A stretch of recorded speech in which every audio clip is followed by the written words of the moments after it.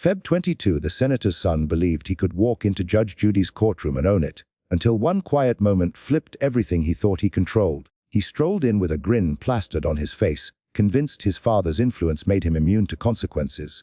But the moment Judy lifted a single eyebrow, that certainty began to splinter, and when she produced a slim, unexpected folder, Ethan Marlowe understood he was not the one in charge of this room. She was. What unfolded next didn't just stun everyone watching, it broke him. The courtroom seemed to contract in the moments following his threat, as though the walls themselves drew closer to hear what came next. Ethan Marlowe moved through the space with the polished self-assurance of someone raised in circles where accountability was optional.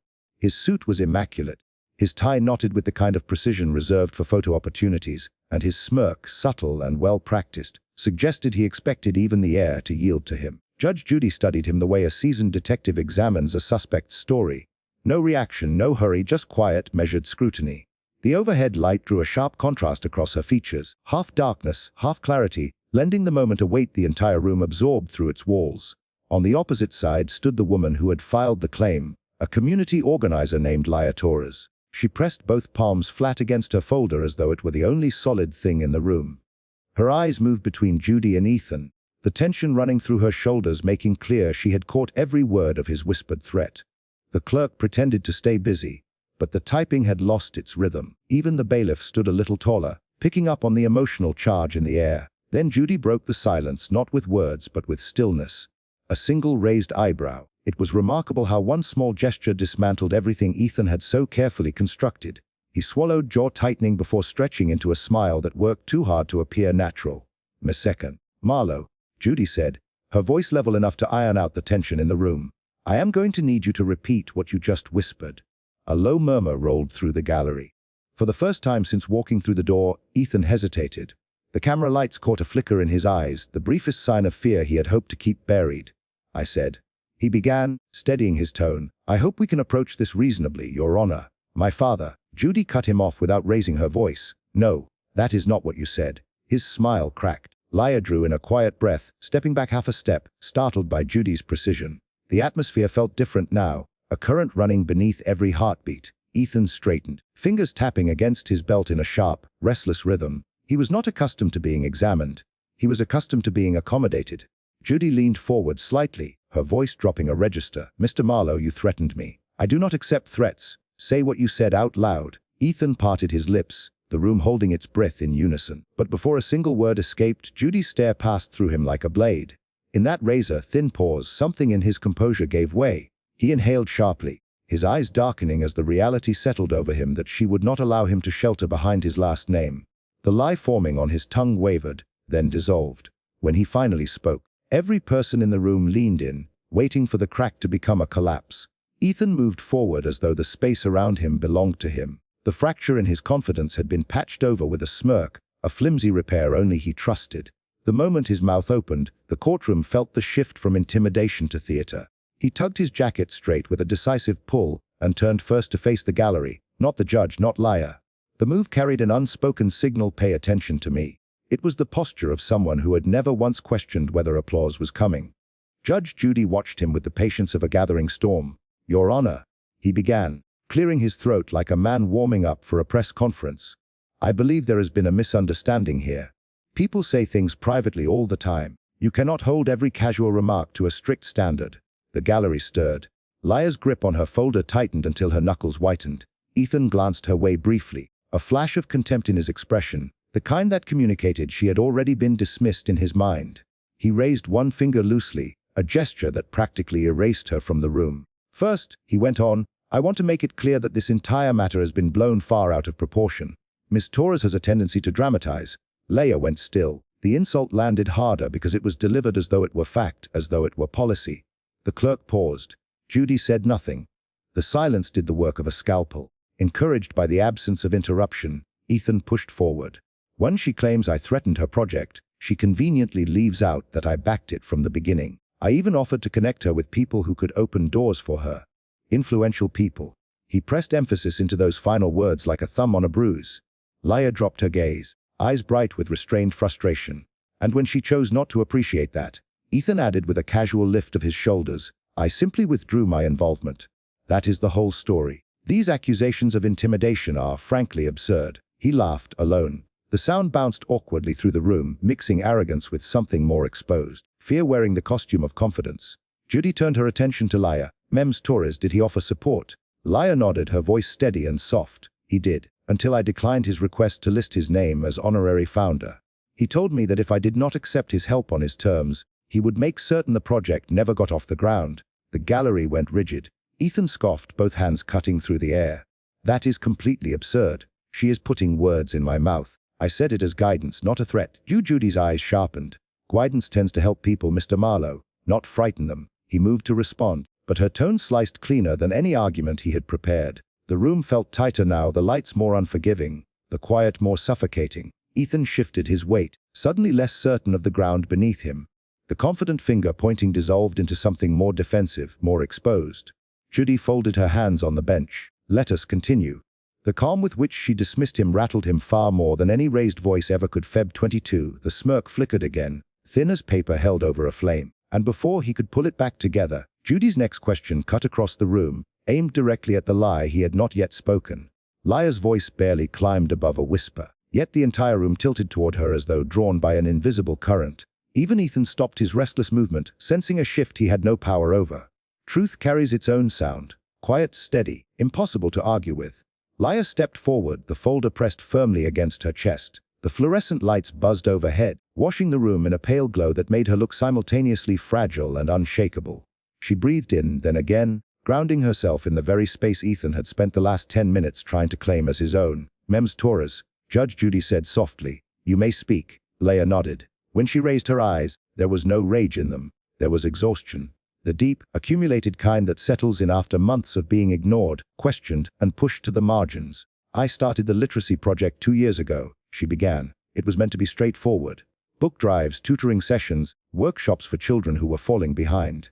Her fingers brushed the folder in a small, involuntary tremor. "Then I met Mr. Marlowe at a fundraiser. He said he believed in what I was building." Across the room, Ethan's smirk suggested she was making his case for him. It vanished when she continued. "He offered support, yes. But when I turned down the honorary founder title he wanted attached to his name, everything shifted. He stopped picking up calls. Sponsors disappeared. Venues that had confirmed suddenly became unavailable." A murmur moved through the gallery. Ethan exhaled sharply through his nose, but Judy raised one hand and silence returned without effort. Laya pressed on, the tremor in her voice gradually giving way to something more grounded. "At first I didn't understand what was happening. Then he started appearing." Ethan raised his chin, performing confusion. "Appearing where?" Laya swallowed. "Everywhere. Meetings I had never mentioned to him. Spaces he had no connection to. He would stand near the back, smiling as though he had every right to be there." Her eyes dropped briefly, as though replaying each moment. "And when I finally confronted him," he said. Her voice snagged on the memory. "He said I should feel grateful that someone like him cared enough to keep an eye on my progress. He said people like me only get as far as someone powerful decides to allow." The words settled over the room like a coating of cold air. Judge Judy's expression sharpened, something burning steadily behind her composure. "Mr. Marlowe, did you say that?" Ethan laughed too fast. "Your Honor, she is clearly exagger." "Marlowe." Judy's voice flattened into something harder. "Answer the question." His mouth opened, then closed. His eyes moved around the room, finding nothing useful. The silence stretched and stretched. From the stand, Laya lifted the folder and drew out a printed screenshot. A message from Ethan, time-stamped late at night. She held it in unsteady fingers and extended it toward the clerk. "I kept this," she said quietly, "in case he tried to deny everything." The clerk's expression shifted as she read it, then passed it along to Judy. The color in Ethan's face drained by a degree. Judy looked up from the page, her gaze passing straight through whatever remained of his composure. "Mr. Marlowe, would you like to explain this?" His smile held on for half a second longer than it should have. The kind of smile that already knows it has lost. The message in Judy's hand seemed to pulse under the courtroom lights. When she raised her eyes, the room felt the chill.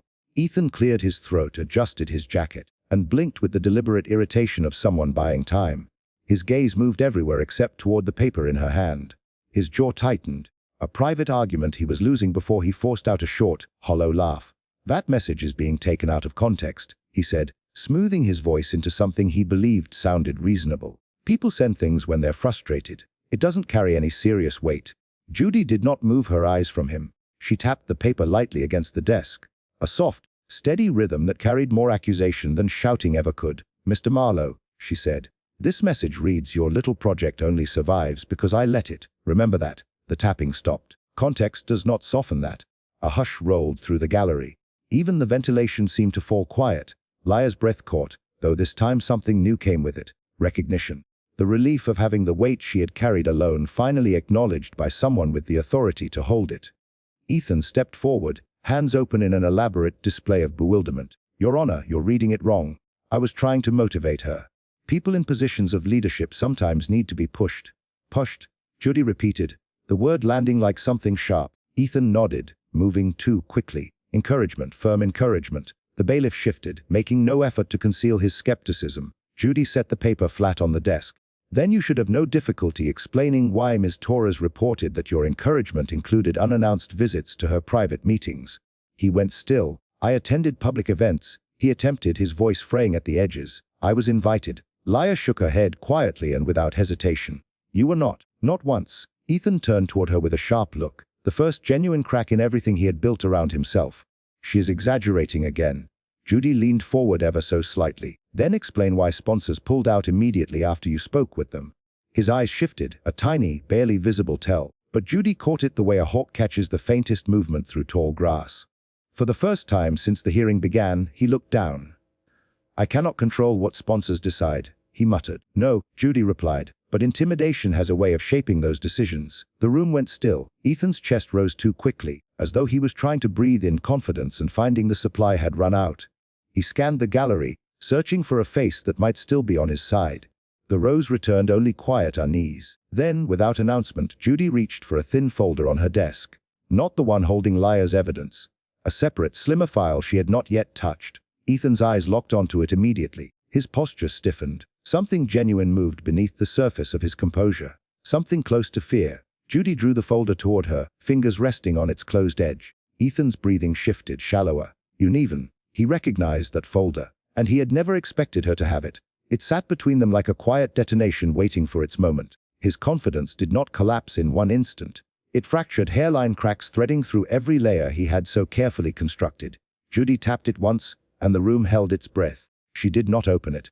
That was what unraveled him most. A judge sorting through paperwork was routine. A judge sitting in complete silence, studying his face rather than the page, was something else entirely. Ethan shifted his weight. His shoulders drew up, fingers pulling at his cuff as though straightening fabric might straighten his circumstances. The smirk he had worn like armor was gone, replaced by a tight, uneasy press of the lips. Mr. Marlowe, Judy said, her voice low and measured. You seem unusually concerned about this folder. He forced a laugh. It broke apart before it finished. I'm simply curious what it contains. That's all. Judy's eyes narrowed just barely. You already know. The words hit harder than anything shouted could have. The gallery leaned in as though drawn forward. Lia stood without moving, watching him with a blend of apprehension and something newer. A quiet, growing steadiness. Her hands no longer pressed the folder to her chest. She held it lower now, as if some of the burden had already begun to lift. Judy opened the folder. The sound of paper shifting felt in that room, louder than a gavel. Ethan swallowed. His throat moved visibly. Your Honor, whatever that contains, I'm certain there has been a misunderstanding. I'm certain too, she said, eyes moving across the first page. Just not the way you mean. He blinked quickly. The measured breathing he had maintained all morning gave way to something uneven, every exhale an attempt at negotiation. This, Judy began, lifting a single sheet between two fingers, is a statement from one of the sponsors you claim to have never influenced. Her tone sharpened. It describes a phone call. A call you made, strongly suggesting they withdraw their support if they valued their future relationship with your father's office. Several gasps moved through the gallery. Ethan's face went pale. That is taken out of. Do not say context. Judy's voice cut clean through his response. We have already been down that road. He shut his mouth. His jaw trembled. Lia drew a shaky breath, her gaze moving between the page and the expression collapsing across Ethan's face.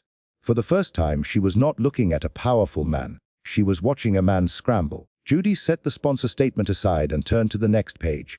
Ethan's breath caught. This time he made no effort to conceal it. You used your father's position, she said quietly. A's leverage. That is not simply unethical. It is abusive. He stepped back half an inch as though her words carried physical force. Your Honor, he whispered. I was trying to protect the project. Keep it credible. Some of the people she was working with are. Stop. One word. Soft. Final. The courtroom froze around it. Judy lifted her eyes from the papers and fixed them on his face without blinking. What you did, she continued, was not protection. It was control. Ethan's lips parted. Nothing came out. Judy closed the folder slowly, deliberately, as though sealing something that could not be undone. Ethan stared at it the way someone stares at a confession they never intended to sign. And when she raised her next question, whatever remained of his composure wavered beneath the fluorescent lights. The pressure had not arrived all at once. It had crept in gradually, pulling tighter around him with every exchange. His explanations were drying up, and the silences between each failed answer grew more pointed. Even the overhead lights seemed more unforgiving now, throwing into sharp relief every flinch he tried to suppress. Judge Judy did not raise her voice. She never needed to. Her stillness carried more authority than any outburst. She folded her hands and let the closed folder remain between them like a mirror Ethan could not bring himself to face. "Mr. Marlowe," she said, "I want a clear answer. Did you threaten any sponsor connected to Ms. Torres's project?" Ethan inhaled sharply, his chest rising too fast. "No, I did not threaten anyone. I expressed a concern. That is the entirety of it." Jody tilted her head. "One sponsor states otherwise." He pressed his palms against the podium. His knuckles whitened. "Sponsors read too much into things. People misinterpret intentions." Laya stepped forward, her voice more composed than it had been at any point that morning. "Every sponsor withdrew within 48 hours of speaking with him, Your Honor. Every single one. They told me they did not want to find themselves on the wrong side of his family." Ethan turned sharply toward her. "That is hearsay." "Lower your voice," Judy said flatly, the edge in her tone unmistakable. He went still. The bailiff adjusted his stance, a quiet reminder that arrogance had a ceiling. Laya reached into her folder and withdrew a small envelope. Inside was a printout, its edges slightly worn. "This is an email from the venue coordinator. She apologized for canceling on us. She said she received a phone call she felt she could not disregard." Laya paused. She did not name him. She did not need to. Feb 22. Judy accepted the printout and read it carefully, her brow drawing together. "Mr. Marlowe, this is yet another coincidence that seems to benefit you. How many coincidences do you expect this courtroom to accept?" He paused just long enough to give himself away. "I cannot control what other people assume. They project things onto my father's name. That is not something I can be held responsible for." "That argument," Judy replied, "only holds up if you did nothing to encourage those assumptions." The room went quiet. Ethan swallowed, his composure patched together and visibly straining. He tugged at his cuffs, then clasped his hands behind his back, then folded his arms across his chest, cycling through defensive positions like someone who could not find solid ground. "Ms. Torres," Judy said quietly, "is there anything else you would like to present?" Leia nodded. She lifted a final sheet, a plain one, a single line of text, but it seemed to pull the air out of the room the moment it appeared. "This is a message he sent me the night before our first fundraiser fell apart. I have not shared it until now." Ethan's eyes went wide. "You don't have to." She handed it to the clerk. When Judy read it, she stopped. Her expression, carefully composed through the entire hearing, shifted. A brief, unmistakable flicker of something. Not surprise. Disappointment. The message was forewarned to stop. You Ethan's jaw locked. "That was advice." "No," Judy said, her voice carrying the chill of something final. "That was intimidation." He opened his mouth. The words wouldn't form. The room felt like it had contracted around him, the walls closer, the air thinner, and the power he had walked in wearing now running through his fingers like sand. Judy placed the message down with a deliberate, unhurried motion. The fight in Ethan's voice was weakening. And just as he gathered himself to speak again, Judy leaned back in her chair and studied him with the calm of someone who already knew how this ended. Ethan's composure did not give way gradually. It snapped, sharp and sudden, the way glass behaves under pressure. The moment Judy leaned back and gave him room to speak, he read it as an opening. That misread became the spark. He stepped forward too quickly, the motion abrupt enough to draw the bailiff's eye. His breathing was shallow, his jaw clenched, his pupils wide under the overhead lights. Every trace of the political polish he had carried into the room had been worn away, exposing the raw edge of his temper underneath. "Your Honor," he began, his voice straining upward before he could reel it in. "This entire proceeding is a setup. Do you understand what I'm saying? I am being targeted because of my father's name." Judy did not blink. "You are being questioned because of what you did." He let out a short, humorless laugh. "Questioned? No, this is an ambush. You are treating me like I'm some kind of criminal." "Lower your tone," the bailiff said, moving half a step closer. Ethan shot a look in his direction. The gallery stiffened. The flash of entitlement in his expression edged toward something more volatile. He caught himself, exhaled unevenly, and turned back to Judy with a smile that twitched at its corners. "Forgive me," he said, though the word was stripped of any meaning, "but this is absurd. Emails, sponsors, any of this can be fabricated or manipulated. People lie. And yet," Jody replied evenly. Yours is the only voice in this room breaking under questioning. A ripple passed through the gallery. Ethan's nostrils flared. Because everyone is coming at me, he snapped. Her. He jabbed a finger toward Laya. The sponsors, the press.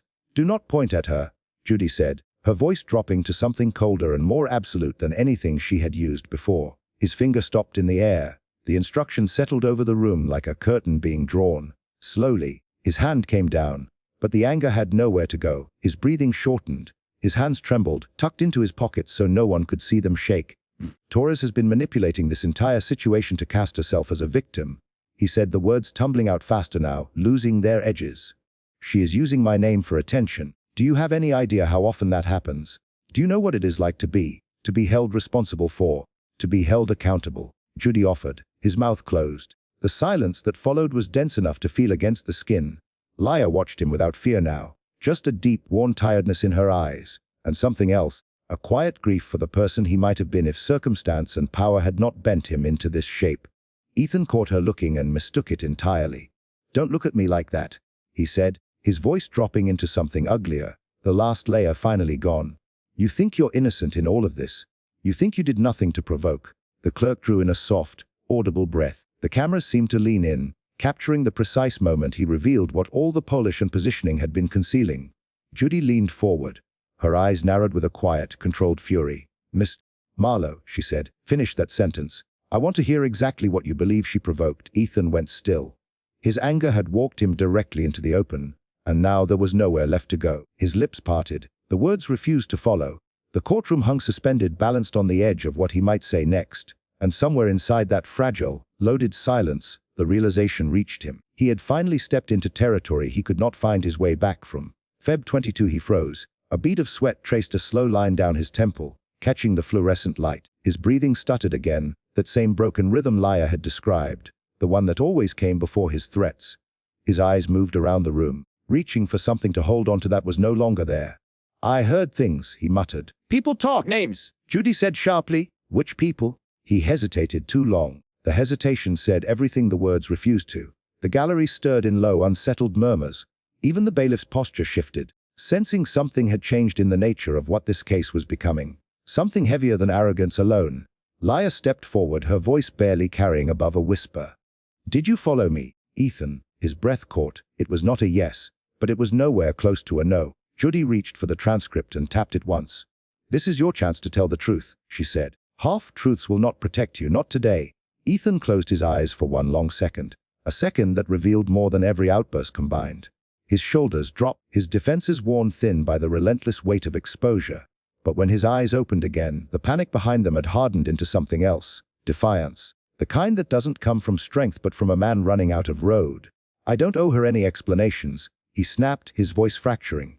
Or this court. You have no idea what she... He stopped himself a breath too late. The room tightened around the unfinished accusation. Judy's gaze sharpened, unblinking. Mr. Marlowe, she said quietly. Finish your thought.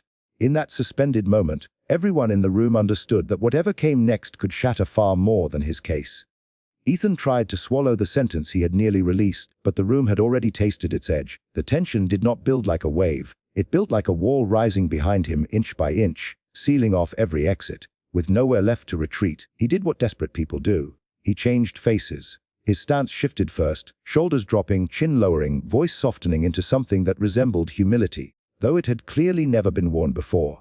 The arrogance that had carried him through the room seemed to dissolve into something more fragile, more studied. Your Honor, he began, quieter now. I am not the person she is making me out to be. I have been under enormous pressure. The work, the scrutiny, the expectations. I don't always handle things the way I should. Jody did not move. Her stillness was the kind that made excuses impossible to hide behind. Pressure, she repeated, does not justify intimidation. He produced a small, unsteady smile, the kind someone forces when they need to appear human after being caught being something else entirely. I understand that. And I apologize if I came across too forcefully. That was never what I intended. Laya's eyes sharpened with something beyond disbelief. You didn't come across forcefully. You came across as threatening. Ethan flinched but kept his voice measured. I was trying to help. I saw her making decisions that I thought could damage the project, and I stepped in. Maybe too aggressively. Maybe I misjudged my place in it. Judy raised a hand, cutting him off mid-performance. Mr. Marlowe, you did not misjudge your role. You invented one. He blinked. The softness in his expression flickered. Judy leaned forward slightly. You were not a founder, a partner, or an advisor. You were an observer who decided that observing was not enough. The gallery murmured. Ethan tightened his jaw, then consciously relaxed it, cycling through versions of himself, searching for the one that might still be believed. I'll admit I became too invested, he said, his voice carrying a manufactured tremor. I genuinely cared about the project I cared about. He stopped too abruptly. Judy noticed. So did Laya. What exactly did you care about? Judy asked, her tone carrying a deceptive calm. Ethan looked down at his hands, twisting them together, then pulling them apart. The polished surface had given way entirely, replaced by the raw exposure of someone wrestling with a truth he had no intention of naming. Before he could speak, Laya stepped closer, her voice steady and deliberate. Why were you at meetings I never made public? Why did you show up at the cafe where I worked on grant proposals? Why did you know things I had never told anyone? A tremor moved through Ethan's expression. Fear, then anger, then something murkier beneath both. He breathed through his nose, sharp and uneven. I heard things, he said again, the words hollower this time. From whom? Judy pressed. He hesitated. Too long, the silence laid him open. Judy nodded toward the clerk. Please read the timestamp on the voicemail. The clerk read it aloud. Ethan's eyes widened. He knew the date the moment he heard it. So did Laya. Her breath caught, because that night was one she had never spoken of to anyone. A night connected to a private location, a private moment, a conversation shared with no one. Ethan's chest rose too quickly. Judy leaned in, her voice a blade wrapped in something quiet and precise. You knew where she was that night without being told. The color left his face. A single bead of sweat slid down his cheek, admitting what his mouth refused to. Judy's gaze narrowed, cutting through whatever remained of the mask he believed he was still wearing. Mr. Marlowe, she said softly. How did you know where she was? Ethan didn't answer. He couldn't. His silence was not denial, it was recognition. The kind that stops a man cold because he can finally hear the truth echoing inside himself. And in that frozen moment, the courtroom understood he had revealed something he never meant to show. The overhead lights hummed faintly, their drone pressing into the silence that had taken over the room. Ethan's eyes moved across the floor, the table, the door, landing anywhere except Laya's face. His lips shifted without producing sound, tracing the shape of a confession his pride would not allow him to speak. Judy did not look away. She watched him the way a surgeon waits for a heartbeat to stabilize before going deeper. Mr. Marlowe, she said, her voice low but cutting. I am going to ask you one more time. How did you know where Ms. Torres was on the night of that voicemail? His throat moved. I told you. People talk. Laya stepped forward. Ooh, who knew where I was that night? Ethan's gaze shifted. That one small, involuntary movement was everything Judy needed. No one knew. Laya whispered, her voice holding steady except at the very edges. I had dinner by myself. I worked on drafts alone. I went home alone. I didn't check in with anyone. The location was never on social media. The gallery stirred, the sound building slowly, like the first low warning of a storm still gathering strength. Ethan's breathing turned sharp and shallow. He gripped the podium with both hands, his knuckles draining white. He looked like a man standing on the edge of a cliff he had constructed himself, one careful, calculated stone at a time. Feb 22, he closed his eyes for a moment, as though bracing himself against a truth he had spent too long avoiding. When they opened again, they carried a weight that had nothing to do with defeat and everything to do with recognition. Judy set the summary down. The page produced a soft, final sound, the kind that lands like a verdict long before one is spoken. In this room, she said, folding her hands, we do not measure harm by intention. We measure it by effect. The gallery held its breath. The camera moved in, settling on Ethan's face as the words found their way into him, a quiet devastation spreading slowly and without mercy. Laya stood taller now, not triumphant, simply unburdened. Her eyes shimmered, not with tears but with the particular relief of someone being seen clearly for the first time in a long while. Judy turned toward her, her voice softer now but still deliberate. Ms. Torres, she said, you have shown extraordinary resilience. What you endured would have broken many people, yet you continued your work, your advocacy, and your pursuit of accountability. Laya nodded, a fragile smile forming at the corner of her mouth. Then Judy looked back at Ethan. Mr. Marlowe, she said, your actions require formal recognition and consequence. His breath caught. There was no fight left in him. Only the quiet dread of a man about to hear something he cannot talk his way around or outpace. Judy lifted her gavel slightly, not striking yet, simply letting the full weight of the moment settle into the room. The court, she said, her voice as steady as stone, will now deliver its judgment. The room tilted into silence, every person in it suspended on the edge of her final word.